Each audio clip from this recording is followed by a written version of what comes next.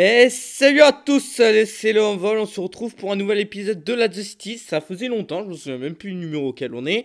Et donc nous revoilà pour une toute nouvelle formule. Donc le but dans cette nouvelle formule, les vidéos se concentreront plutôt sur des explications de l'actualité technologique, de technologie, bref, des tutos. La totale. Donc aujourd'hui, le sujet, c'est la nouvelle architecture d'AMD. Vous savez, les nouveaux processeurs AMD Ryzen, dont on nous fait pas mal la pub parce qu'ils sont vraiment très performants à un prix plancher. Donc c'est le retour d'AMD, le comeback. Des performances dignes d'Intel à moitié prix avec souvent une chauffe inférieure. Que demander de plus? Eh ben, qu'on nous détaille ce qu'il y a dans le ventre. Alors, quand chez Intel, on connaît les fameux, les 4 cœurs, les 8 cœurs et compagnie. Chez AMD, bon, c'est à peu près pareil. Sauf qu'ici, chez AMD, ils regroupent les cœurs par groupe, qu'ils appellent des CCX.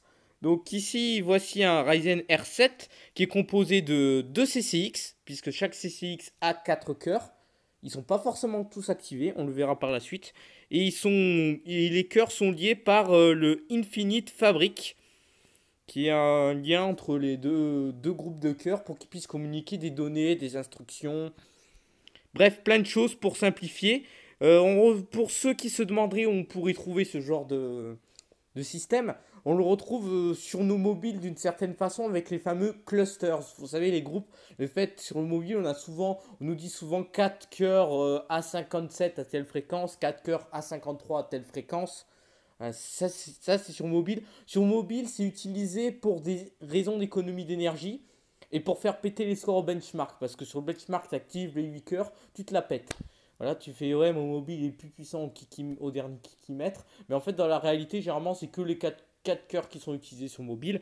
Mais là, sur notre PC, c'est vraiment les 8 cœurs qui sont utilisés et surtout les 8 cœurs sont à la même fréquence. Ça, c'est très important, contrairement au mobile où généralement on en profite pour mettre un groupe, on va dire, puissance, un groupe économique. Alors maintenant, zoomons sur ce fameux CCX. Alors, il est composé de 4 cœurs. Chaque cœur a son propre cache de niveau 1 et de niveau 2. Par contre, ils partagent tous en commun un cache de troisième niveau, le L3. Il est partagé.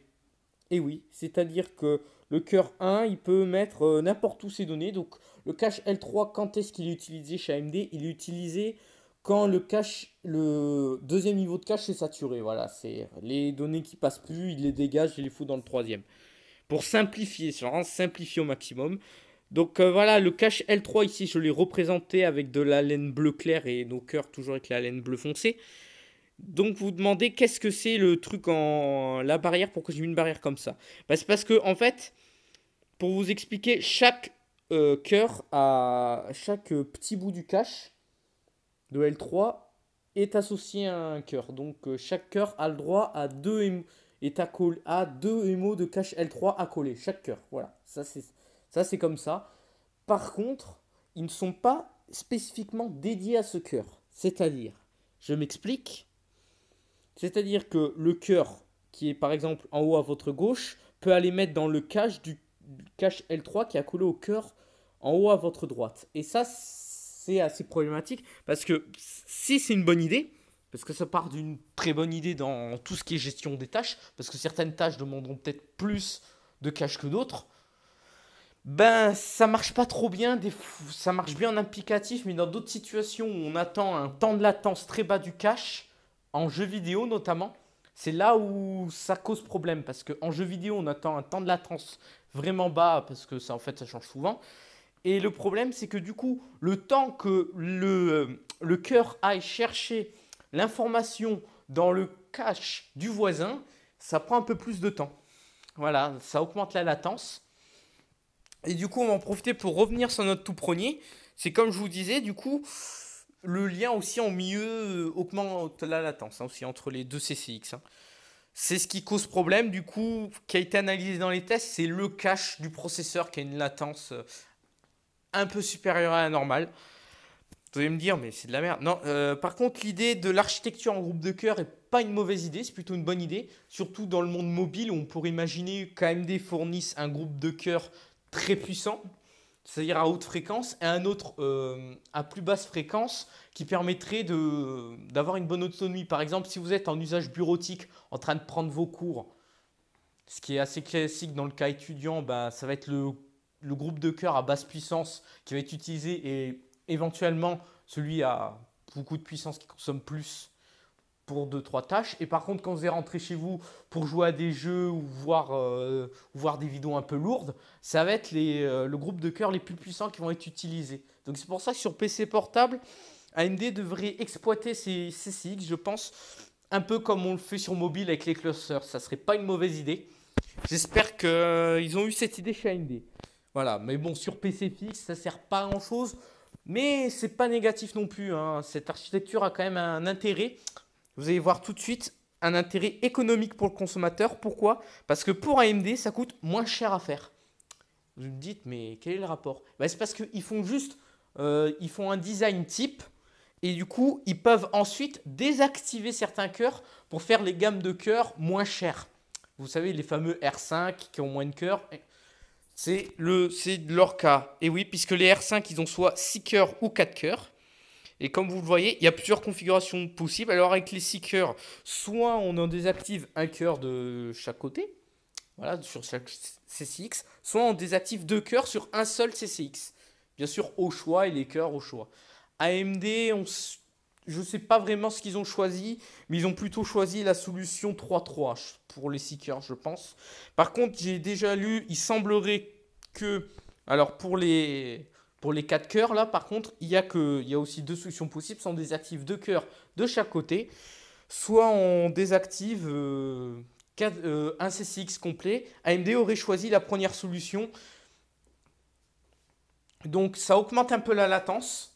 Mais la différence en jeu vidéo vient d'être testée récemment, elle est très faible. Donc, finalement, c'est plutôt positif parce que dans les usages qui vont demander beaucoup de cache, ici, on en aura plus. Parce qu'on va bénéficier d'une meilleure répartition du cache, puisqu'on vous a dit que, comme je vous ai dit précédemment, chaque cœur du CCX peut aller servir chez le voisin. Donc du moment que le voisin est alimenté au moins pour le cache L3, en espérant qu'AMD ont été intelligents sur ce point-là pour l'alimenter du moins partiellement, on peut imaginer que cette configuration 2.2 aura plus de cache que la configuration 4.0 et donc de meilleures performances dans certaines utilisations.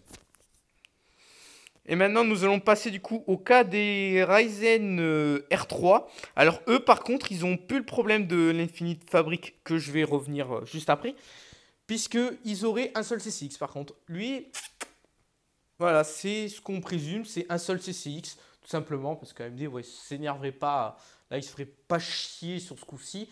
Pour le R3, vu le prix plancher, c'est par contre plus intéressant de faire un seul CCX, puisque le volume de vente devrait être suffisant pour rentabiliser l'investissement. Voilà, donc un seul CCX ici, c'est intéressant. Mais sur les R5, c'est une gamme un peu au milieu, donc c'est pas trop intéressant. Par contre, pour le R3, c'est assez intéressant, puisque de toute façon, c'est vraiment la gamme prix plancher. 4 cœurs, 4 threads, hein, voilà, donc c'est les prix planchers de chez AMD. Maintenant, on va revenir sur le truc que j'ai représenté en orange, le Infinite Fabric.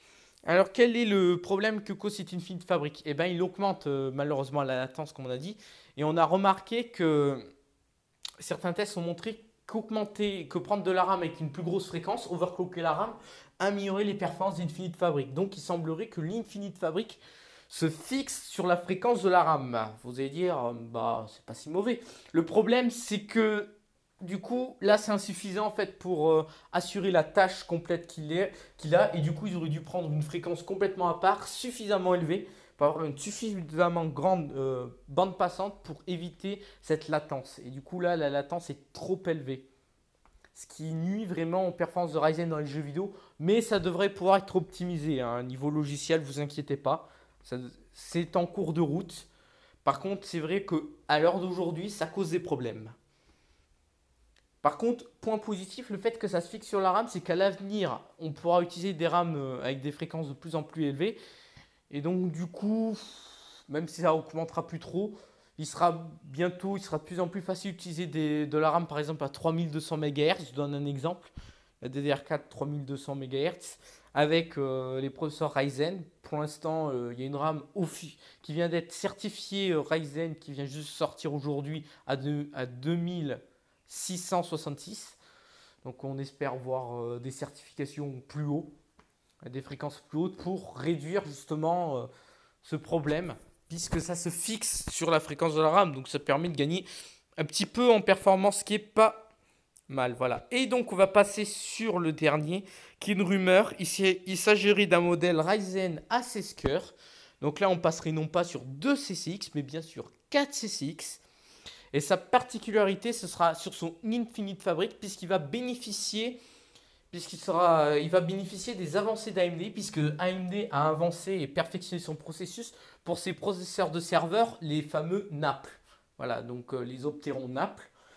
Il va bénéficier du même type de contrôleur mémoire, qui fournit une bande passante bien plus importante et qui réduit quand même clairement la latence. Donc l'Infinite Fabric devrait causer beaucoup moins de problèmes sur ce Ryzen 16 cœurs, ce qui est très intéressant parce que clairement il se positionne à un tarif, on estime à l'heure actuelle, qui équivaut à un processeur Intel i7 à 8 cœurs, le fameux 8 cœurs de Intel à l'heure actuelle, pour des performances qui seraient largement supérieures aux 10 cœurs. Pourquoi? Parce que d'Intel. Parce que déjà, Ryzen, il a 4 cœurs en plus. Deux, des performances à fréquence égale sont équivalentes ou supérieures à celles d'Intel de la génération d'Extreme actuelle. Hein. Parce qu'il faut le dire, avec la nouvelle génération d'Extreme qui devrait arriver fin d'année, ça va peut-être changer. Mais avec celle de cette année, les AMD sur le pied d'égalité d'Intel, les fameux 6900, je ne sais plus combien, voilà.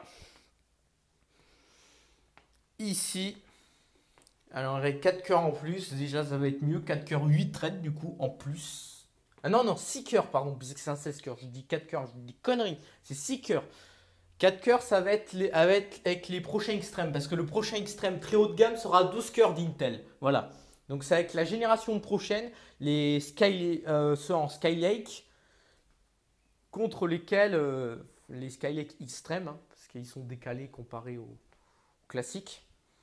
Là, par contre, il n'y aura que 4 cœurs d'écart. Mais avec l'actuel processeur d'Intel à plus de 1800 euros, vous pouvez aller vérifier sur Internet, qui est à 3 GHz, AMD à 6 cœurs de plus, il aurait comme fréquence 3,1 GHz.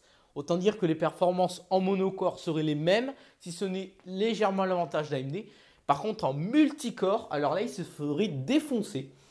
Par contre, c'est au prix d'une chauffe un peu plus excessive qu'Intel, 180 watts. Effectivement, ça pique un peu, mais l'équivalent Intel, il monte à 140. Hein. Donc, clairement, si on fait le bilan, c'est très intéressant parce que pour 800 euros de moins, on va dire 800 euros de moins, entre 600 et 800 euros de moins, on a un processeur qui est bien plus puissant. Donc même s'il chauffe plus, il est bien plus puissant. Donc il tournera moins longtemps. C'est ça qui nous intéresse dans l'utilisation multicore. C'est pour ça que ce processeur est promu à un bel avenir, ce nouveau Ryzen. Surtout que c'est un Ryzen, donc il sera overclockable, même si je pense qu'il n'y aura pas beaucoup d'overclock. Hein, parce que là, 180 watts, ça commence à piquer, mais AMD sont déjà montés à 220 watts. Donc on peut imaginer un léger overclock de ce Ryzen. On peut imaginer, c'est pas garanti, mais on peut imaginer un léger overclock. 3,2, 3,3. Ouais, je vais donner 200 MHz, hein, pas plus. Je vais pas m'avancer plus, parce que là, 16 cœurs, ça commence à faire vraiment beaucoup. Pour fournir encore plus de performance. Donc il y a quand même un avenir sur l'overclock avec celui-là. Voilà. Donc c'est un processeur, on veut dire, on peut se faire une très grosse workstation, là, une très bonne workstation avec ça, parce que là c'est clairement pour la workstation, pour la virtualisation, pour même un usage serveur là. C'est un usage type serveur puisqu'on ça se base sur Naples, hein, celui-là.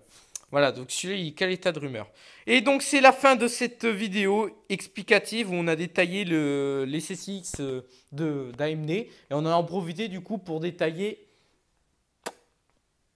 l'architecture. Dernier point, j'ai oublié. Donc, pourquoi l'architecture CCX va devenir intéressante? Je vois bien les fanboys à Intel arriver dire « Ah, ouais, mais c'est de la merde. Intel, c'est bien mieux sur ce point-là. Fuck you. » Je leur réponds, t'aimes bien ta PS4, ta Xbox One, tu veux savoir sur quoi elle se base? Eh oui, c'est pas les CCX comme on connaît, mais c'est bien deux groupes de 4 cœurs sur nos consoles. Ils se basent sur un principe similaire. C'est pas le même type de cœur, mais le principe est similaire. Donc on peut très bien imaginer, parce que voilà, c'est le fameux truc. Tu pars sur un circuit avec une Ferrari, tu bats une Peugeot 206, mais sur l'autoroute, tout le monde a 130. Et voilà, forcément, c'est ça qui va se passer. C'est que Ryzen, les performances vont pouvoir augmenter, poussé par AMD qui veut optimiser, et aussi par le marché des consoles, parce qu'elles se vendent bien les consoles. Et là, c'est là où il y a pas mal de joueurs. Donc, en retrouvant une architecture similaire aux consoles performantes, parce qu'AMD, ça fait un petit moment qu'ils sont un peu à la ramasse sur PC, là, ça fait quelques années. Donc, ils ont une architecture avec un fonctionnement similaire à celle des consoles. Ce qui devrait aider, jusqu'ici, c'était pas optimisé parce que Intel était le seul à proposer de bonnes performances. Donc du coup, les jeux PC étaient optimisés pour le fonctionnement d'Intel. Maintenant qu'AMD arrive, ils vont pouvoir directement optimiser pour le fonctionnement type console. Voilà.